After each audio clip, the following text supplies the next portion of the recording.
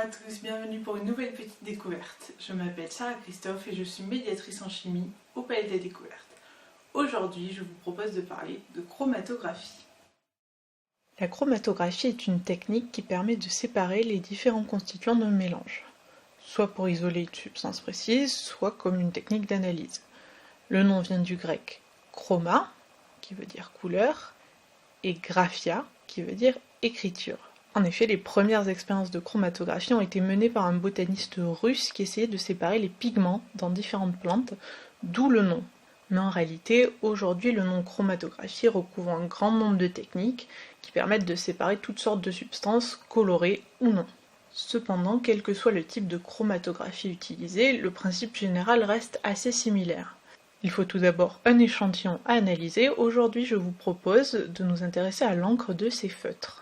Il faut également un support sur lequel déposer cet échantillon. On appellera cela la phase fixe ou phase stationnaire.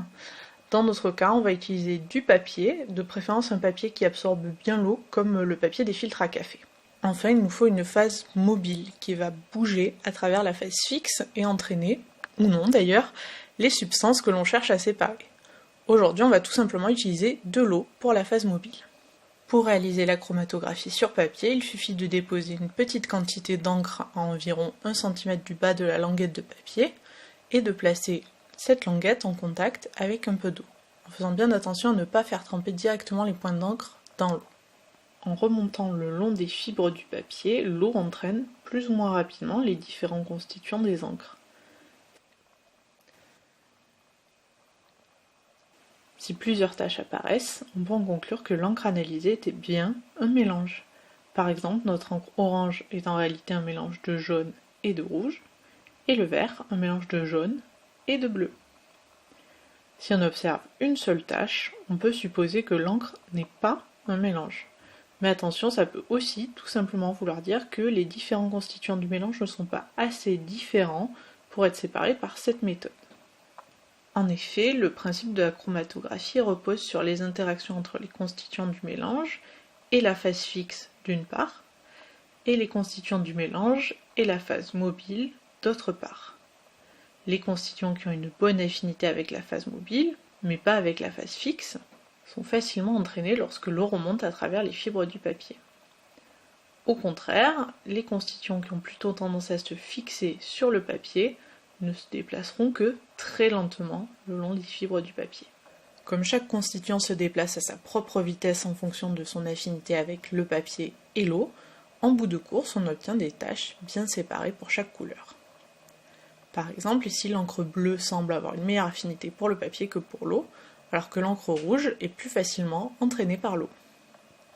Ça veut aussi dire que si on remplace l'eau par une autre phase mobile, de l'alcool par exemple, les constituants des encres ne se déplaceront plus forcément de la même façon. On constate par exemple que le bleu n'était pas du tout entraîné par l'eau, mais très facilement déplacé par l'alcool. Dans le cas de notre feutre orange, pour l'eau c'est le jaune qui se déplaçait le plus rapidement, mais avec de l'alcool c'est le contraire. La position des taches colorées peut donc nous apporter des indices sur la constitution des mélanges qui nous intéressent. Comparons par exemple l'encre de ces feutres orange et marron d'une part, et de ces deux feutres verts d'autre part.